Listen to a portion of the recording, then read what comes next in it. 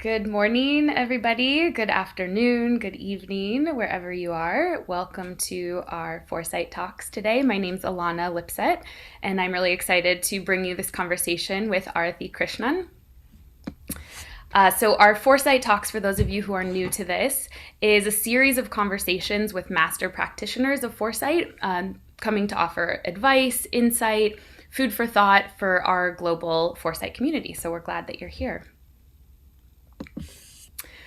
So, a quick agenda. I'm going to give you a couple updates about our Foresight Essentials offerings. We will have a really exciting conversation with Arathi for about 25 minutes, and then we'll have about 30 minutes for Q&A. So feel free to add questions to the Q&A as they come to you. My colleague Sarah will be monitoring that, and we'll be answering the questions in the second half of the webinar. So IFTF Foresight Essentials is, we have a number of offerings for individuals, for teams, for communities, groups who want to build foresight capacity. And we have a number of really great offerings coming up, our Foresight Essentials online, our Design Futures course, and we're really excited about a new offering, our Alternative Future Scenarios, which is going to be a class on how to build future scenarios, and we'll be using the post-COVID scenarios that IFTF developed as a template for teaching that course. So all of this is available on our website. Please check it out, sign up, we'd love to see you. And a quick plug for our next Foresight Talks webinar, which will be the first one of 2021, with Dr. Jason Lewis on the Initiative for Indigenous Futures. And Dr. Lewis will be joining us to share his groundbreaking work at the intersection of art, ethical tech development, future storytelling, and Indigenous media. So mark your calendars, sign up on our website, and we'd love to see you there. So with that, I'm very excited. Oh, sorry, one last thing. I think everyone is probably familiar with Zoom by now, but we want to make sure that you use the chat to introduce yourself and where you're from, and select to all panelists and attendees so everyone else in the chat can see who you are and where you are zooming in from. And please put your questions in the Q&A, not the chat, so that my colleague Sarah can be monitoring that. So with that, I'm excited to introduce Arathi. She is, I'm going to stop my share so you can see her. She specializes in strategic foresight for the humanitarian and development sector. She has over 15 years of experience working at the global level, and she works at the intersection of humanitarian futures, strategic foresight, and systems transformation. She is currently the Strategy and Foresight Advisor for the UN Development Program, and she is also a Technology and Human Rights Fellow at the Harvard Carr Center for Technology and Human Rights, and a Berkman Klein Fellow also at Harvard University. She researches and supports the decolonization of humanitarian digital policy and governance, and focuses on decolonized and feminist futures. We're really excited to have you, Arathi.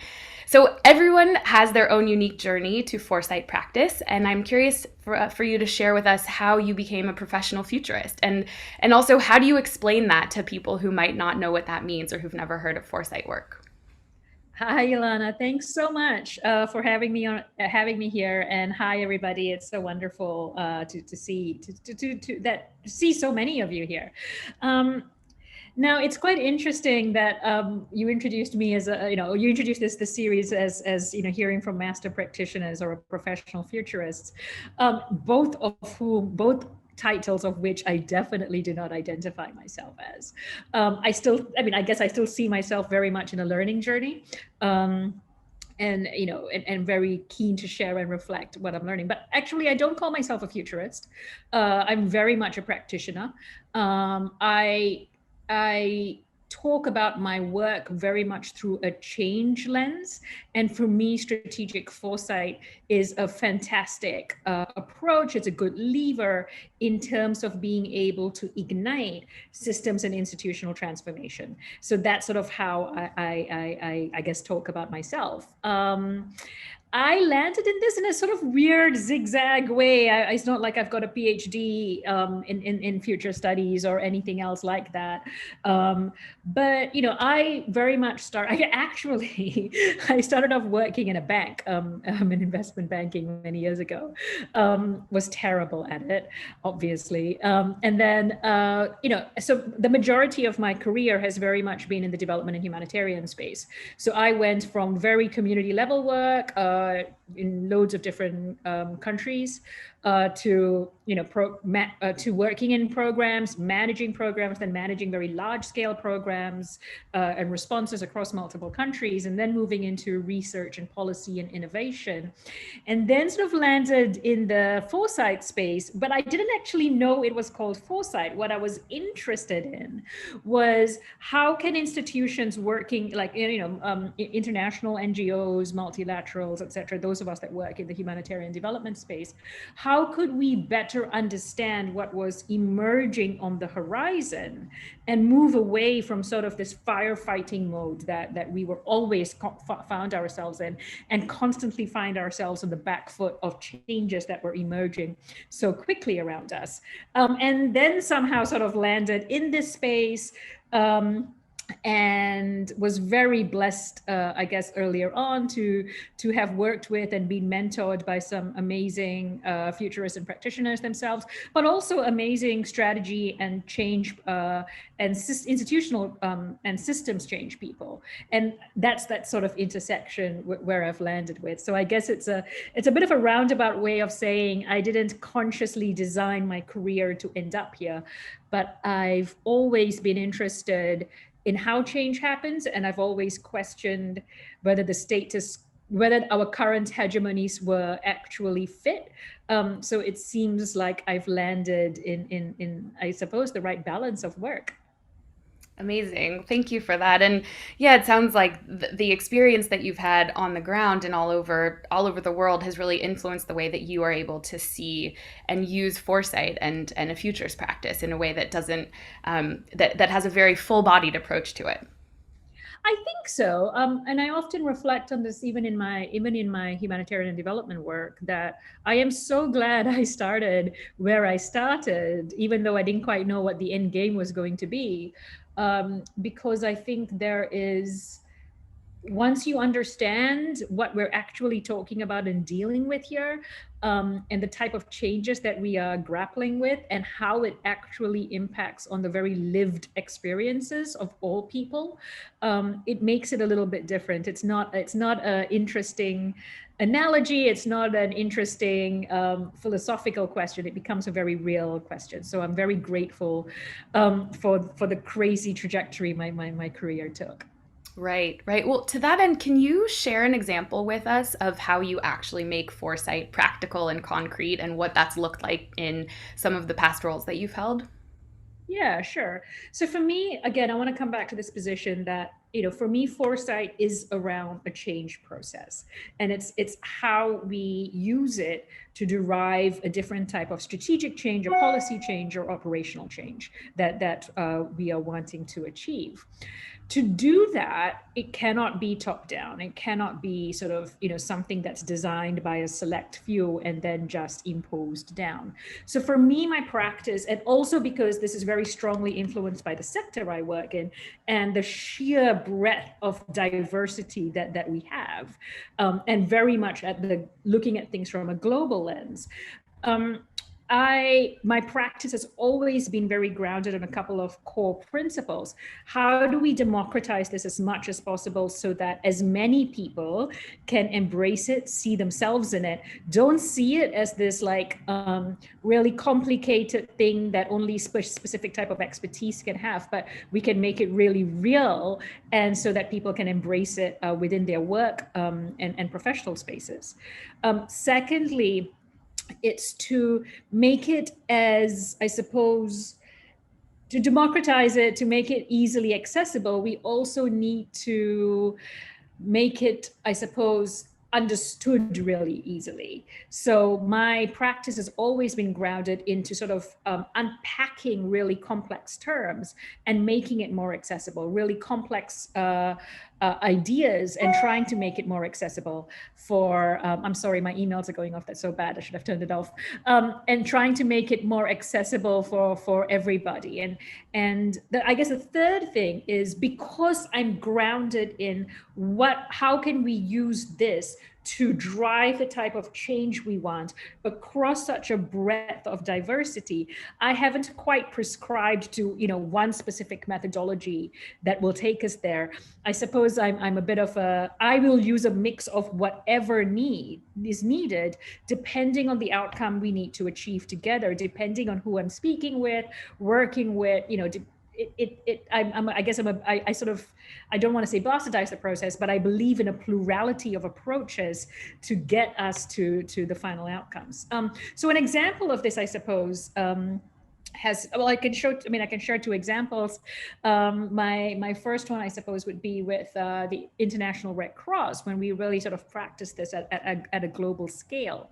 And we made this, one of the key priorities was to be able to equip as many people as possible with the capabilities to do this, because we were driving a strategic process, and it should not have, it was never going to just be driven by a small team in Geneva.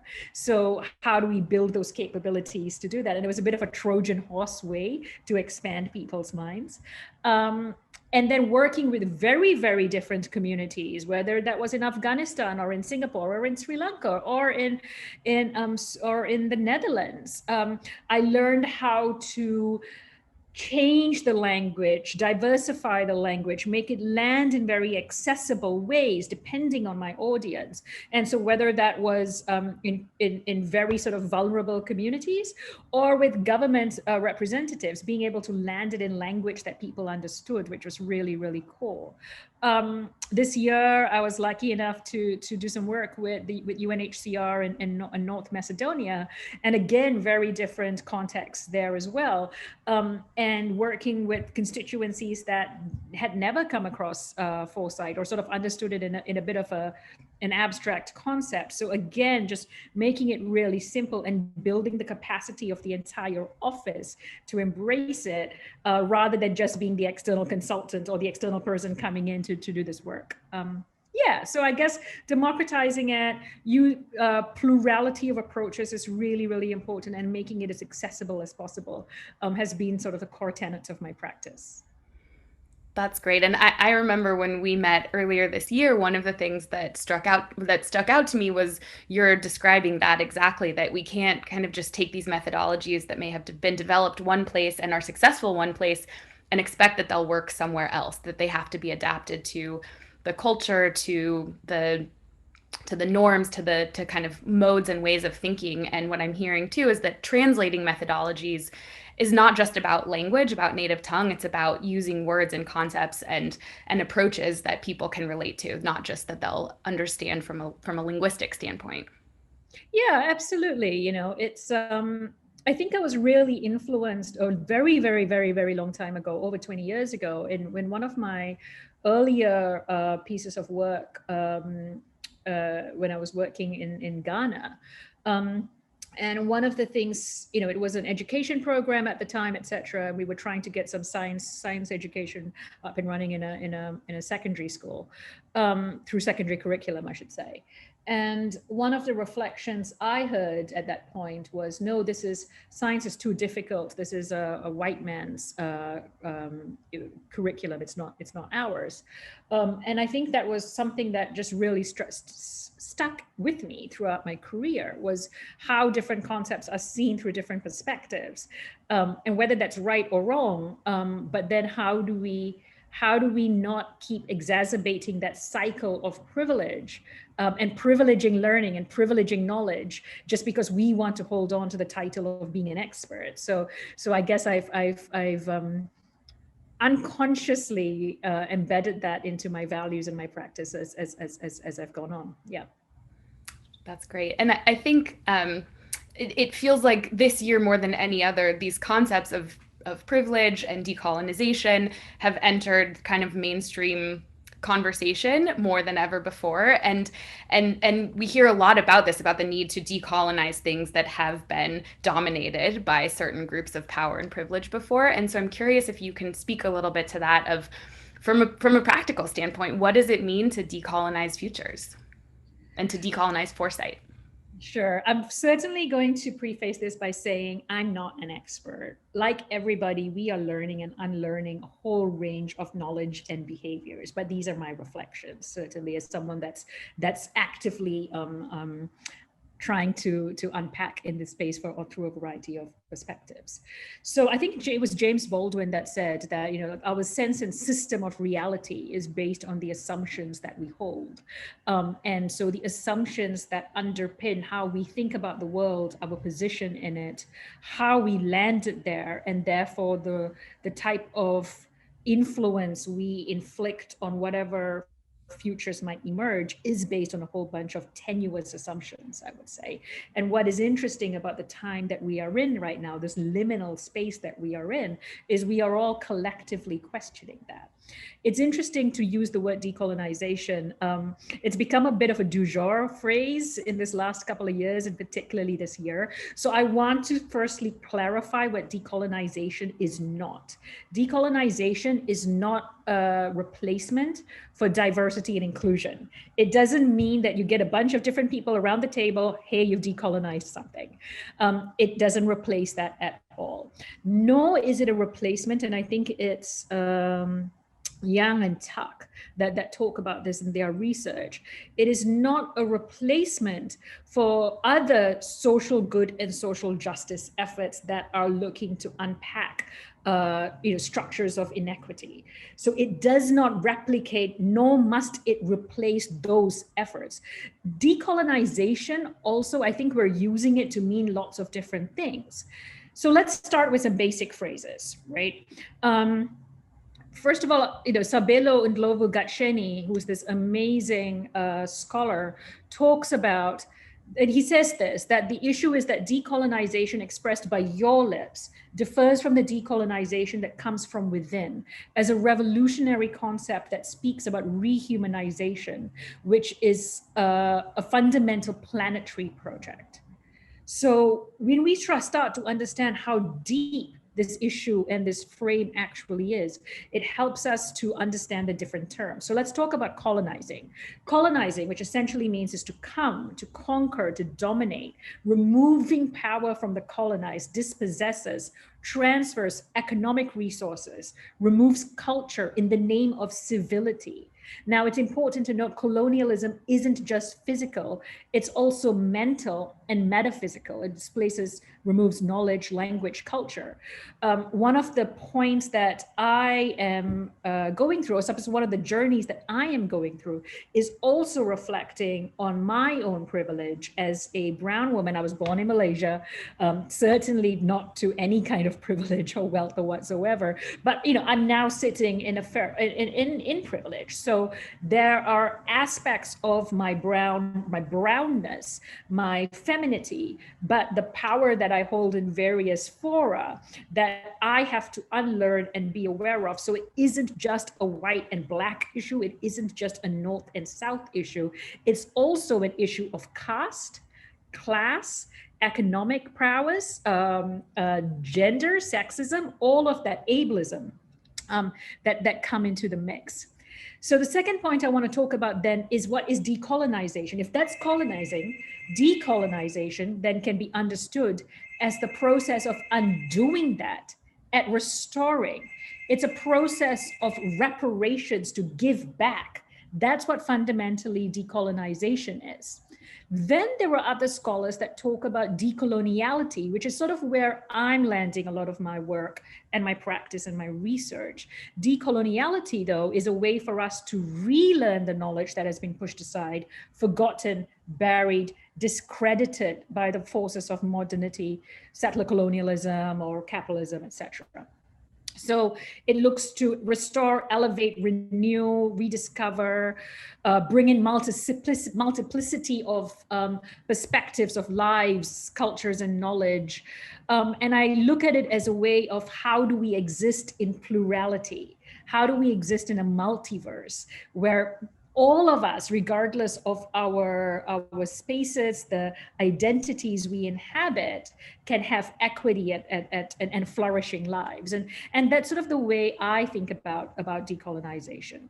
So then when you think about how do we decolonize futures, or what is the decolonial process around futures and foresight. And I want to say this isn't just applicable to futures and foresight. I think it applies to a range of things. And, certainly very much in the innovation space where I also came from, I would say this.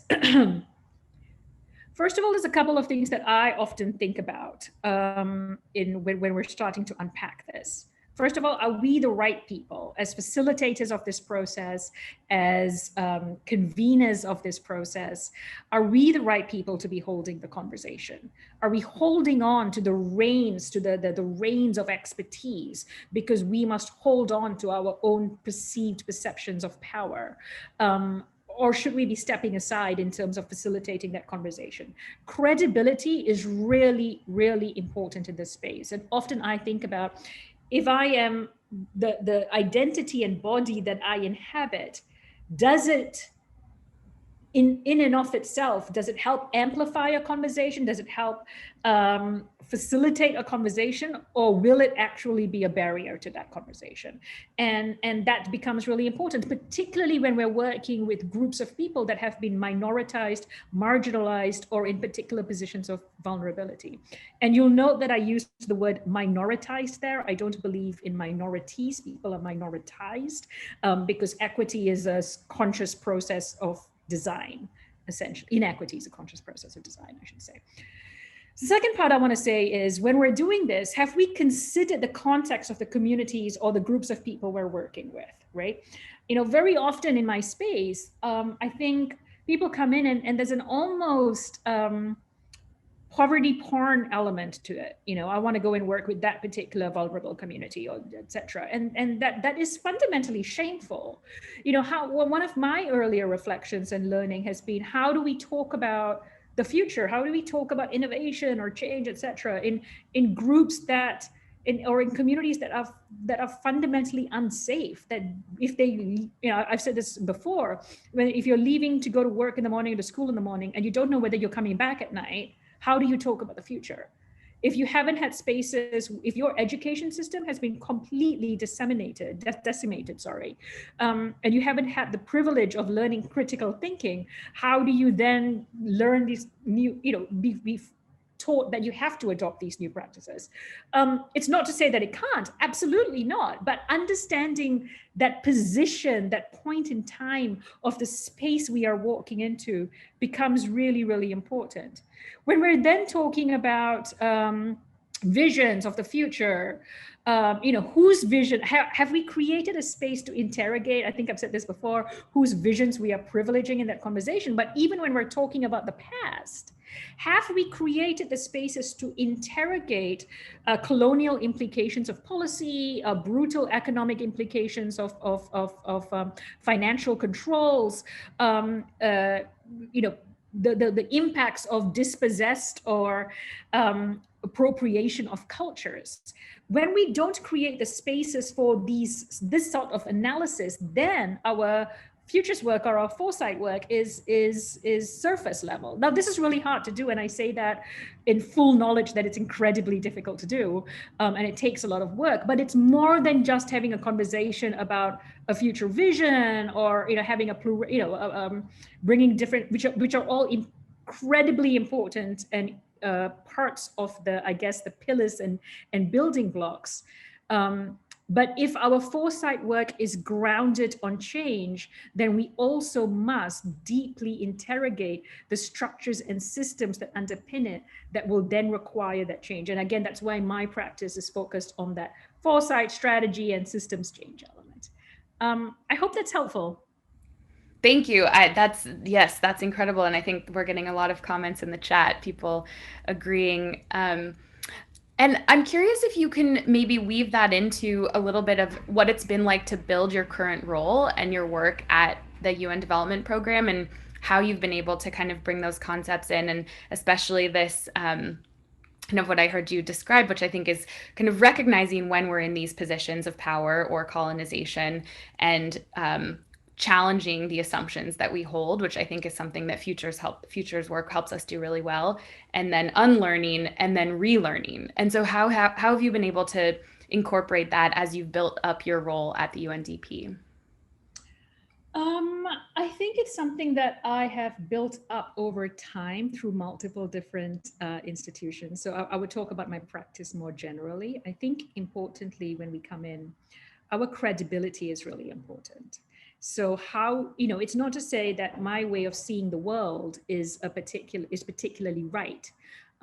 We have to understand where an institution's starting point is, or any community's starting point is. So I've spent a lot of whenever I start into a new role or a new project, I often start with spending a lot of time interrogating and trying to understand what that beast is, what that system is, and how that system actually works, how that institution actually works.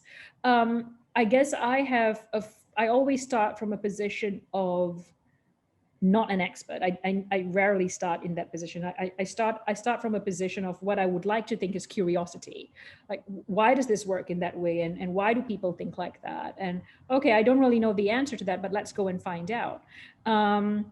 One of the ways that we are trying to do this is to bring in lots of different perspectives. So if we're designing new strategy, how do we design it in a way that balances both bottom up and top down approaches? How do we do it in a way that isn't tokenistic when we're trying to bring in different perspectives, but actually utilizes the intelligence coming out of that in a way that can actually drive different types of decision making? So I think there's the philosophical values part of it, but then also how you translate that into how you understand how an institution or a program or a community, what is the living organisms of that place? How does it work? What is the culture, the politics, the values behind it? And then where can we come in ways that can help bring people on a journey of change together without imposing it down? And that's really, really important to me. I'm not here to wave, I don't see, I kind of push back against people that come in to say, my approach is the right way. So I try to not do that. I think we are living in very complex times that require significant transformations, but part of those transformations also require for us to change ourselves. So that's sort of the spaces that I come in when I try to understand where to land a new concept, or a concept that has some traction but has to land in a different way within a particular institution or project. Great, thank you. So this is the last question that I'm going to ask you before we open it up to questions from the audience. So for folks who are watching, please add your questions to the Q&A so we can get to them very shortly. So with your non-expert lens or your expert lens, as a foresight practitioner, where do you see the field or the practice of foresight going over the next decade? And what are you feeling excited about, or what are you feeling worried about? I think even from the time when I first started, I remember like the first few meetings sitting in and either being the only woman around the table or certainly the only person of color around the table, or let alone the only woman of color around the table. So I'm really excited at how diverse this field is becoming. Recent initiatives just in the last few years have brought in such a wonderful array of different types of backgrounds, expertise into it. I'm really excited. I'm particularly excited at people that are doing foresight or futures work, but don't actually call themselves that, but are embedding it as part of their work. And it's wonderful hearing their perspectives. And actually, that's the tribe I often seek out and try to learn from the most. So I'm really excited about seeing the initiatives that bring in younger practitioners and experts, and because certainly they have much different ways of it's just wonderful, I think, how inclusive and increasingly inclusive and diverse we are slowly becoming, and different tribes or groups are forming, which I think is really exciting. I also really love seeing, particularly in my space, where we might have traditionally thought of foresight or futures, only using one particular type of methodology or two types of methodologies. I love seeing how we are becoming a little bit braver, particularly in my sector, to blend multiple types, to blend plurality. So there are spaces where we're using design fiction. I've worked where I've done, your traditional sorts of approaches and then used that to generate scenarios to then generate experiential futures with a bunch of futurist designers. And that's been really exciting. So that's what really, really excites me, because I do think we need that plurality of approaches to achieve the type of change we're seeking. I think what I am concerned about, and this isn't particularly related to just the foresight practice, I'm particularly concerned, and you saw, I guess we see this a lot as it came out this year.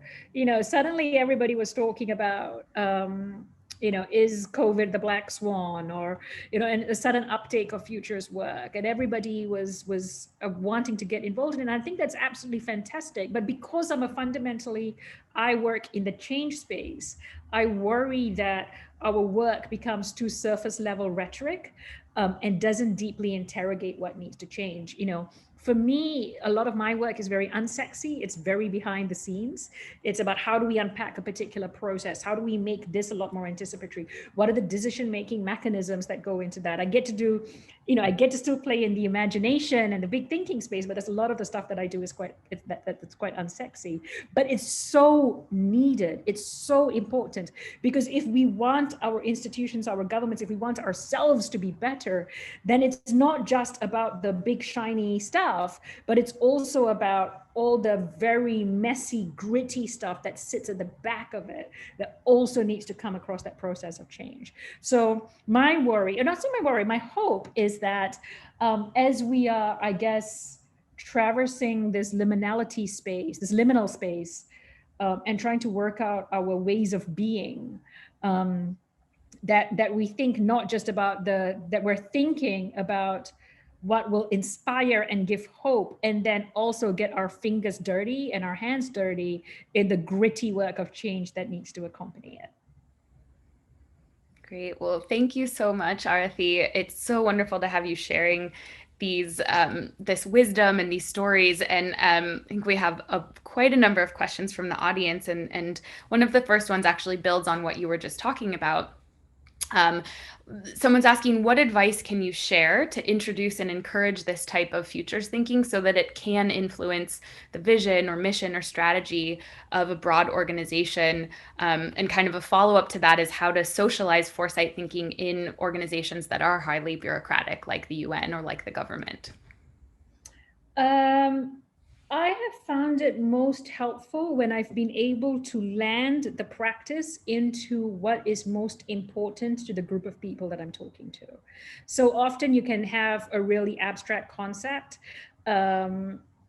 AI, robotics, biometrics, etc.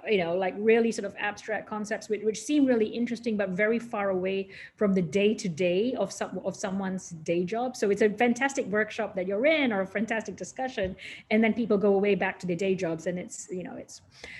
So a lot of my practice involves sort of filtering that stuff down to go, and this is why it matters, because if we're not paying attention to that, this is why it then matters to the bottom line of this particular business unit or this particular strategy that we're talking about, and this is how it may unfold. So sometimes you have to draw that bow for people in ways so that they can see how it's going to impact on it, and it stops being like a really abstract concept. So a lot of my work actually focuses on unpacking the implications of what this might be, or what it might entail in the short term, medium term, long term, just so that we can help all of us sort of understand why we ought to be paying attention to it. When it seems like, oh, that just seems a little bit abstract and that's really interesting, but let's just park it for the moment.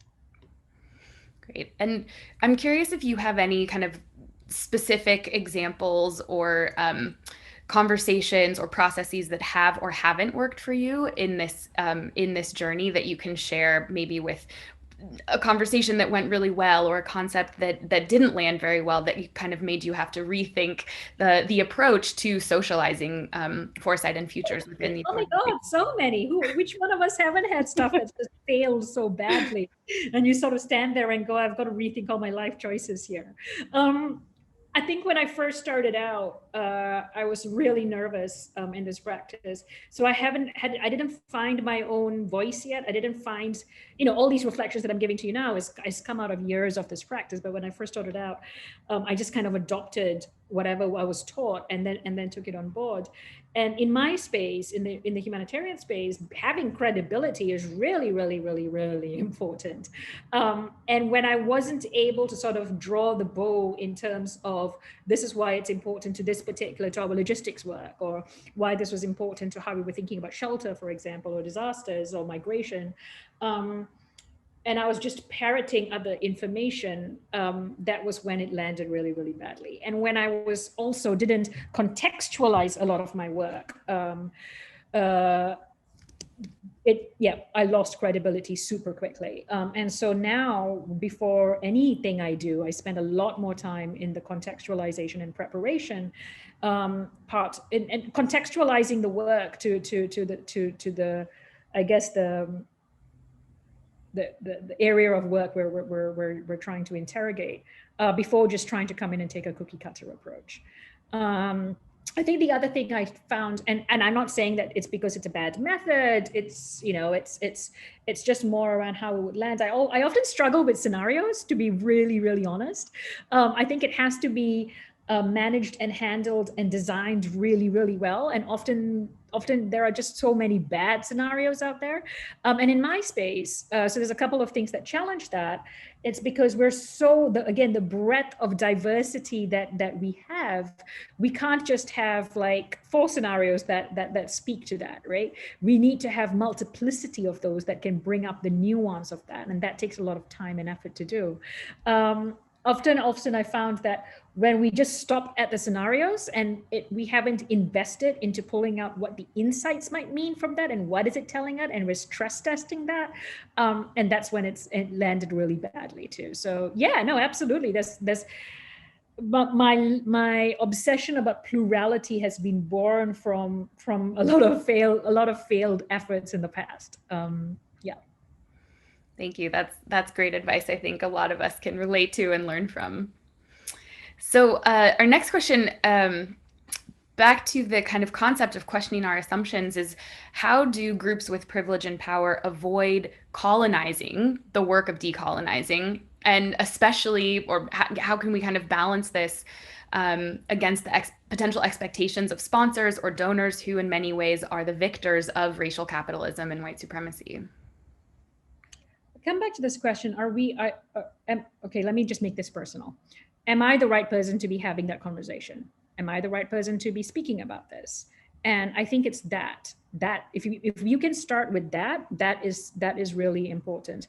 There's been I mean, obviously I work in the tech space a bit with my research work, but there's this really interesting thing that's happening where I guess what might have been perceived as your tech bros, traditional tech bros, this idea that there's been a bit of an awakening, and the recent Netflix movie that came out, The Social Dilemma, and you had a bunch of people that were talking about making tech more inclusive as if it was a brand new concept, and that in fact, it totally whitewashed over the amount of work that had been happening in this space by people of color, by minoritized groups, by minoritized leaders already, and none of them were mentioned. So I guess to prevent ourselves from colonizing the decolonizing work, are we the best people to do that? Is our understanding of it strong enough?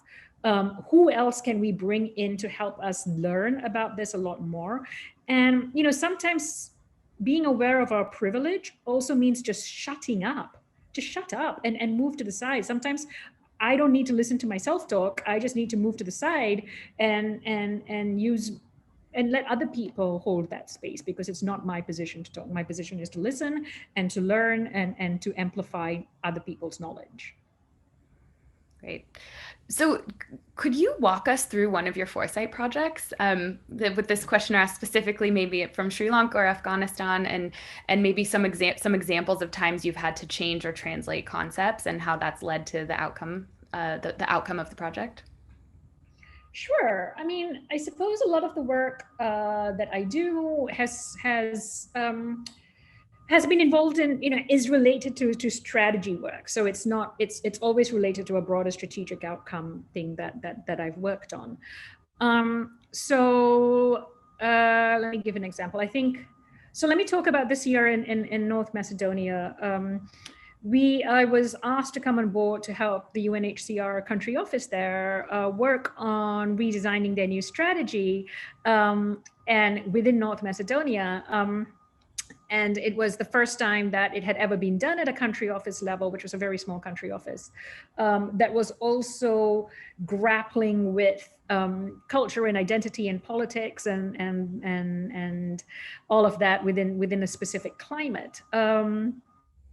So it would have been easy enough for me to come in and just done that, like, helps rewrite a whole strategy, do the trends analysis myself, etc.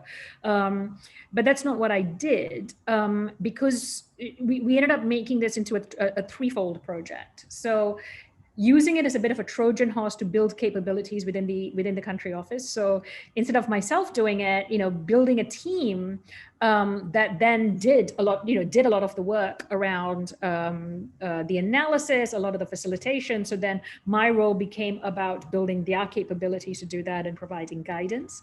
And then we started off with sort of the strategy for the office, but then we also realized that where an amazing opportunity in that particular context was, well, what is the future of North Macedonia because of its political and cultural, I guess, histories.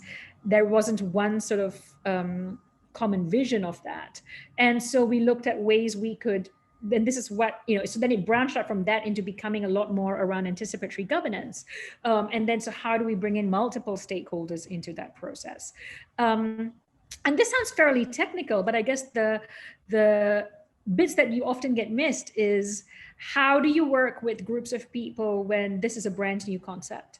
Or groups of people that are often used to firefighting and putting out the emergency in front of them, to start lifting their head up and think long term, and to understand the importance of that. How do you, what are the different methodologies you have to bring in so that when people are often just looking at the same sort of information in front of them, they can start to look at different sources of information and start to interrogate the interconnectedness of it.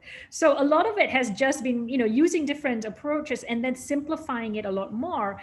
And the way I do it, I guess, is if you can get your local team around you, and working with them first and seeing how they understand those the concepts, and then how they would unpack the concepts in a way that would make it easily, not just linguistically translatable, but in the concepts easily translatable. So we did a lot of work around just within our team as well before we took it out any further. I hope that helps. That's great. And I love this next question, which I think builds on that, which is, would love to hear an example of an inspiring futures project, which doesn't necessarily call itself a futures project.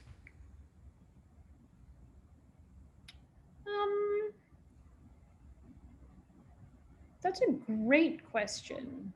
Wow, you've stumped me a little bit for that, because I think a lot of the work that I've done, I think there's a lot of work that I've done that has been grounded in strategy, that has ended up being really, really inspiring. And it's used, so it, yeah, I would like to take the example, I suppose, of the work which we did with IFRC, with the Red Cross, for a long time. And that was very multifaceted. But I want to talk about how we worked and built the capabilities of different people from different country offices. And we did lots of gaming work, train the trainer work, etc., and grounded it in, we're talking about the future of Red Cross, or we're talking about the future of humanitarian action. And then sort of built capabilities of people. And one of the things that was So there were two things about that that made it particularly inspiring for me. And I'm not sure if this is answering the question fully. What came out of that process that was so incredibly participatory? Our team worked so hard on that, and incredibly inclusive, which was really difficult to do, by the way. And it went for over 2 years. Overwhelmingly, what we heard from people that were used to sort of strategies being designed, sort of in the ivory towers of headquarters and not being involved in that process, was that what people wanted was radical hope. They wanted a change in the world that was hopeful, that was positive, in the midst of all the anxiety and negativity we were saying. And we got that language into the strategy document. And in fact, it became a bit of a rallying cry because it was all about change. And we wouldn't have gotten that if we hadn't done as much participation and inclusion work as we had done. And then the second thing I think that was, and when you told me the strategy work is dry at the end of the day, there's nothing particularly inspiring about it. But I do remember in December last year, sort of sitting at the General Assembly, waiting for the strategy to be adopted by all its members, and sort of freaking out, because you're just like, oh my God, this is 2 years of my work. Let me just like rock, not even 2 years, like almost 3 years of my work. I'm just going to rock back and forth in nervousness and anxiety. So everybody has to say, before they vote for it, they have to, give feedback. And overwhelmingly, people were saying from all parts of the world how incredibly inclusive this process was and how they saw themselves as part of that strategy process. And of nothing else, I remember walking out and we're going, I looked at my co-lead at the time and thought, okay, you did good. It's never quite exactly how you would do it, but you did good, and people saw themselves in a change process, in a strategy process, and they wanted radical hope in the future of the work that they did. So, yeah, I think that was pretty inspiring to me. I love it. You're getting a +1 for radical hope in the chat. So I think people like that concept too. So on that note, do you see technology playing a role in kind of changing opportunities for participation, for the ability of marginalized or minoritized populations to connect and advocate for themselves? Or yes. Hell yes. I mean, come on, we're living examples of that this year. But actually what I found, and I'm sure so many of you have so many different examples of this, it's actually broken down the barriers in conversation. I'm sure like with so many of us, we've had to learn mural boards and new skills. But it's actually broken down barriers in conversation and barriers in participation because sort of the formality of events got taken away. I think you have to design very consciously for inclusion, absolutely, because it's easy to default, but I think it certainly made it a lot more accessible. What I think we can, and this is why a lot of the work in my sort of tech research focuses on how we don't replicate the inequalities of the past, is I think some of the assumptions we sometimes make is that everybody's got the same type of access, or everybody's internet connection will hold, or we're not designing for translation or sign language, which is a lot more harder to do. And so yes, absolutely, I think technology is an enabler, but we run into a blind spot if we're not designing with intent and designing consciously. Absolutely. So we have someone who said she's excited to hear you talk about design fiction and working with speculative designers. So in this vein of inclusive design, this person is wondering, coming from the design education space, what's your perspective on how we can bring more designers into this work? And kind of especially, as you said, in these kind of non-sexy but really critical problem spaces. Oh my God, can we get some designers to work with us on like, how do you redesign back office strategy processes and how to make it a lot more interesting? That's, so here's a conversation we're having. How do you design an online conversation, an online dialogue that isn't a bunch of us on a Zoom screen here, but that can convey the complexity of the topic we're talking about and get people to buy in? Because one of the things I do miss about face-to-face facilitation, for those that may have seen me do this, is there's a style and approach in how we connect with people that often gets missed in the screen. So, but there's a design element in how you design a dialogue, how you design a conversation, how you design through complexity that I think is really, really integral. I'm starting some conversations with some gaming designers right now around how we can use gaming as a participatory method for a strategy discussion. And it's stuff that I've played with before, but going down a slightly different route with it at the moment. So I think it's incredibly important. And I know the design space themselves are going through their own reckoning in terms of how you design for inclusion and who is doing the designing. I know for those of you that don't know her, Audrey Waters is somebody that I follow, that I really like her work, and she calls herself an education hack. But she said this line that I loved and I say so often. We were designing for so long to move fast and break things, and that was what got us into all this mess in the first place. So perhaps now we can, move slower and design consciously and with intent. Beautiful. Thank you. Let's see, we have another really interesting one. Have you ever encountered working with communities who have different concepts of time, especially religious or cultural underpinnings, when you're trying to simulate a future vision together? And so how do you begin to unpack that and harmonize the way that people see time and kind of are approaching the future? Well, the community I come from, I'm Malaysian Indian, and we have very different ideas of time. I've worked a lot in the Pacific, because I grew up in Australia, and Pacific Islanders have also very different, they've got cyclical understandings, or cyclical ways of living in time. I guess for me, my practice has always not been to to ask that question: how do people think time is linear, or do people think change is linear? And that question around, whose visions or approach are you privileging in that? So I wouldn't say that I'm an expert in working with communities with different ideas of time. I've had that, but the way I've worked with it is to sort of ask the question around how do people understand this concept in their spaces, and what does that actually look like? And if they could change that, what would that look like and be for them, and how might they experience that differently? And I think that's because I'm consciously not trying to privilege a certain type of idea of what progress looks like, or what development or being developed looks like, which is a bit of an extrapolation of that concept. Because I also don't believe that the ideas of development and progress and all of that is also what's gotten us into this mess in the first place.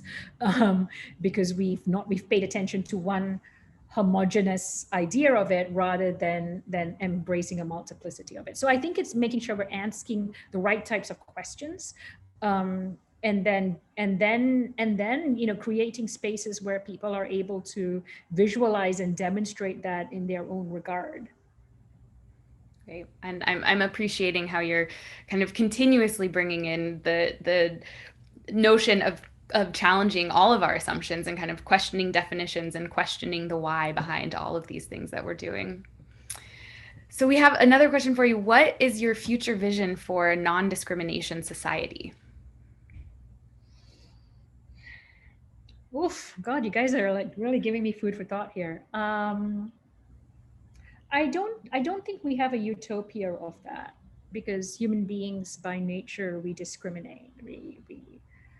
What I would love, and I guess the ideology, the idea that I'm sort of embracing right now is the idea of plurality and multiplicity.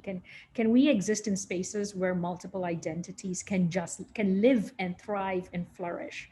Can we live in spaces where we're not flattening people's identities to what we envision or stereotype them to be? So I guess my future of a world that is more equitable is a world where we can have a plurality of experiences and identities thriving and flourishing. And we're going to bump up against each other, and we're going to not agree all the time, but that's okay. But I guess I just want to live in a space where it's not like unusual or disruptive, or it has to be consciously designed for everybody to just exist, and be safe in existing. Yeah.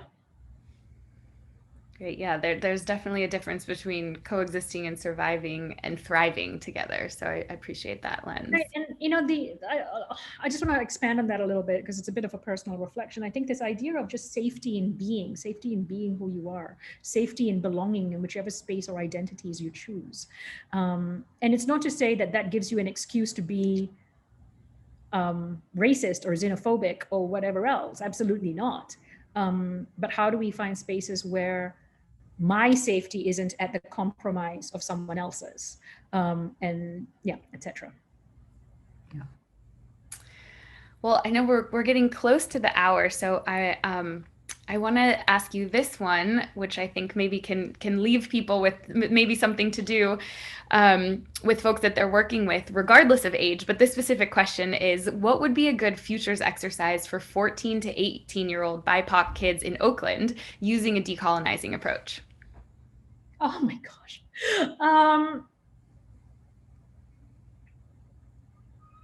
I love, and I use this actually quite a lot, regardless of what the audience is. First of all, I like, so for example, if you're using like Three Horizons or any type of visioning process, etc., I spend a lot of time, again, looking at the past, what has brought us here today. But then I do this thing where I interrogate and spend a lot of time asking, what are the assumptions that are underpinning why we're here? What are the mental models that we are having? What are the mental models that you are bumping up against? What are the mental models that are not making it as flourishing as you would like? And part of that, I think, is because, again, my practice has landed on change, is then when we have our future vision, etc., and we get to that middle bit about, what do we actually need to do to get there? You bring those assumptions and mental models back into that middle bit, and you start to question it. Is this going to change it? Is this going to lift this up in any way? Or is this going to hinder us?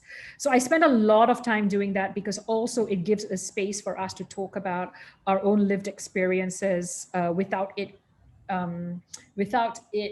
being put down on us, and it allows us the space to reflect on historical. And I ask questions around history, economics, etc., so to get that conversation going. I find that really, really, really useful. I did a project with a very small project a few months ago with a bunch of amazing women around feminist futures for the IWDA. And we started to then unpack, as we were looking at doing an impact wheel or et cetera, we had this list of privileging forces. And so then we kept putting up those privileging forces against those visions or against those impacts and saying, how then might this play out against these privileging forces? So again, when you do your assumptions and mental models, I have this list of privileging forces that I often use in my work, and I put that there and go, well, how does this then hold up against that? And again, always come back to, am I the right person to be holding this space and to have that conversation? Yeah. Amazing. Well, thank you again so much, Arathi. I know that our audience really loved hearing from you. We invite everyone to keep in touch with us. With Arathi, you can find her work at her website and on Twitter. And my colleague Sarah is putting these links in the chat as well. And don't forget to join us again for our next Foresight Essentials, our Foresight Talks next month, and to check out all the rest of our offerings on our website. So thank you again, everybody, for joining us. Thank you, Arathi. We really appreciate your perspective and all the work that you're doing to bring this decolonizing perspective to the Foresight community and to your futures work. Thank you so much, everybody. It was my great privilege to be here. Thank you. Thank you, everybody.